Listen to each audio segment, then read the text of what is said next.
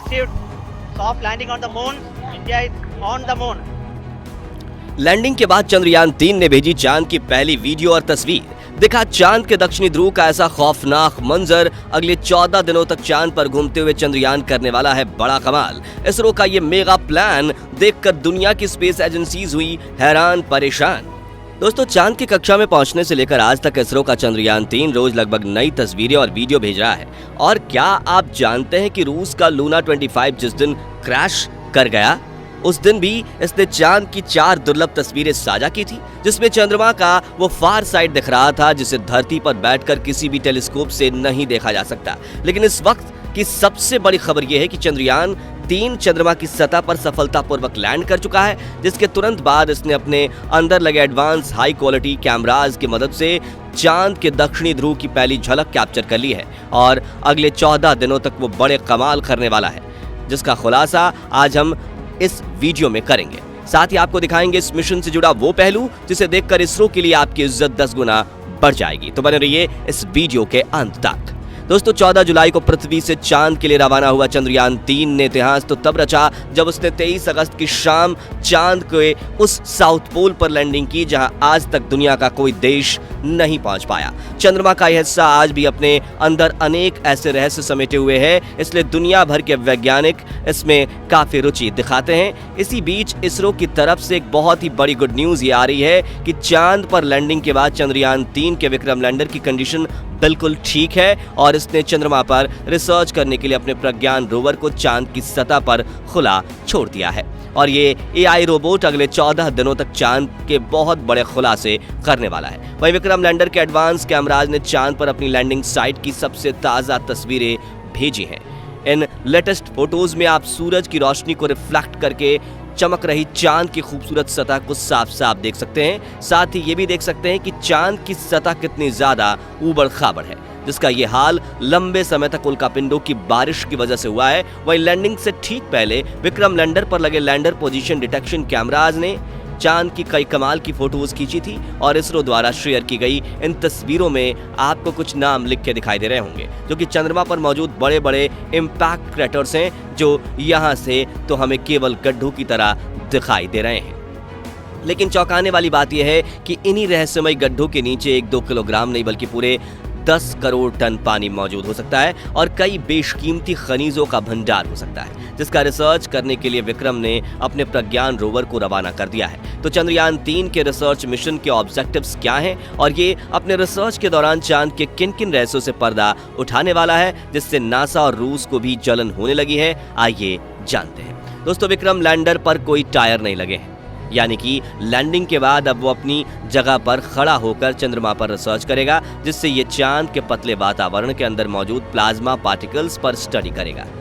दिन और रात में चंद्रमा की सतह के बदलते तापमान पर रिसर्च करेगा, अपनी लैंडिंग साइट के आसपास आने वाले भूकंप की गति और तीव्रता की स्टडी करेगा और सतह के नीचे लेजर फेंककर सरफेस एलिमेंट्स की स्टडी करेगा, जिसके लिए इसके अंदर 4 पेलोड उपकरण लगाए गए हैं। जबकि चंद्रयान 3 का प्रज्ञान रोवर अपने 6 टायर्स की मदद के चलते हुए चांद के दूर दराज इलाकों की तरफ रवाना हो चुका है और चलते चलते इसने इसरो को भी चांद की डेटा भेजना शुरू कर दिया है। आपको बता दें कि प्रज्ञान रोवर में लेजर इंडक्टेड ब्रेकडाउन स्पेक्ट्रोमीटर और अल्फा पार्टिकल एक्सरे स्पेक्ट्रोमीटर जैसे 2 पेलोड उपकरण लगाए गए हैं, जो कि लेजर की मदद से चांद की सतह के अंदर तक झांकेंगे और सतह के नीचे मौजूद पानी का पता लगाएंगे। साथ ही ये चांद के मिट्टी और चट्टान में मौजूद मैग्नीशियम, एल्युमिनियम, क्रोमियम और सिलिकॉन जैसे कीमती खनिजों को भी खोज निकालेंगे और इस रहस्यों से पर्दा उठाएंगे कि आखिर चांद के अंदर क्या छुपा हुआ है। यानी अगर अपने इस मिशन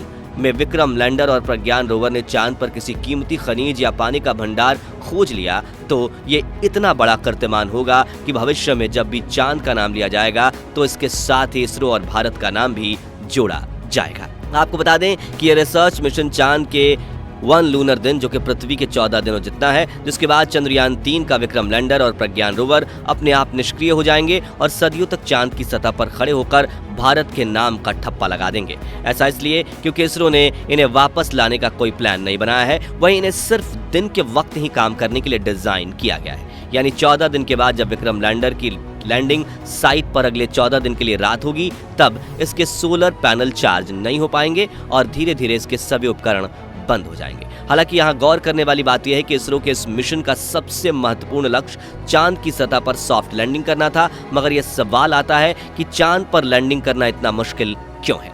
क्यों 23 अगस्त का दिन इसरो के इतिहास का सबसे ऐतिहासिक दिन बन चुका है? और क्यों इसरो की इस उपलब्धि से ब्रिटेन, चीन और रूस जलकर राख हो चुके हैं? दरअसल दोस्तों, चांद के दक्षिणी ध्रुव पर उतरना आसमान से तारे तोड़ने के समान है, क्योंकि चंद्रमा के दक्षिणी ध्रुव पर सूरज की रोशनी उतनी नहीं पहुंच पाती जितनी चांद के दूसरे हिस्सों पर पहुंचती है।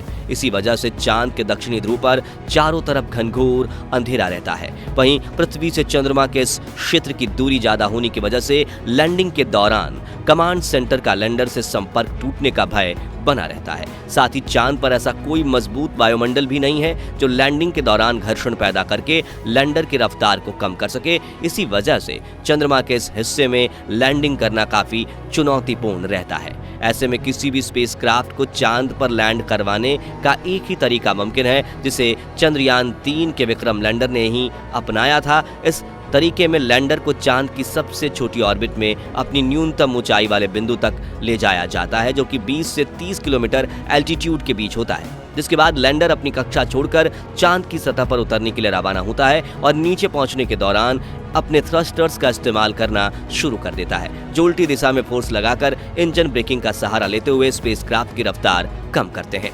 रफ्तार को कम करने के बाद लैंडर के सामने जो अगली चुनौती आती है वो होती है चांद की धूल।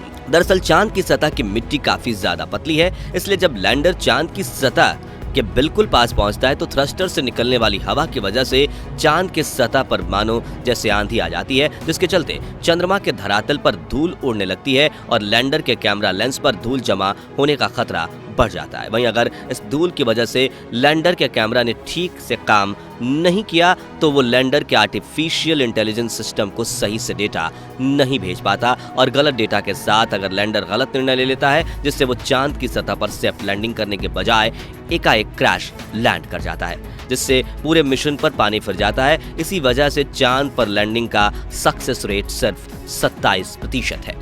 यानी कि चांद पर भेजे गए 100 मून मिशंस में से सिर्फ 27 मून मिशन ही सफल लैंडिंग कर पाते हैं।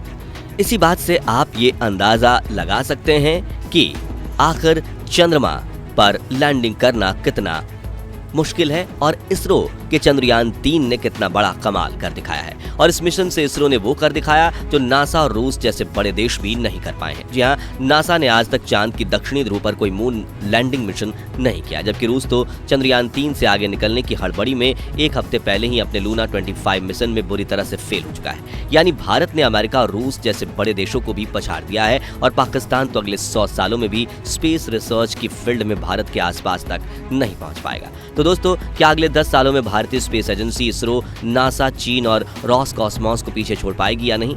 इसके बारे में अपनी राय हमें कमेंट्स में जरूर बताइए। और अगर आपको इसरो के चंद्रयान 3 मिशन पर गर्व है तो इस वीडियो को लाइक और शेयर जरूर कर दीजिए। साथ ही मिशन से जुड़े ऐसे लेटेस्ट अपडेट्स के लिए हमारे चैनल को सब्सक्राइब और फेसबुक पेज को फॉलो जरूर करें। धन्यवाद।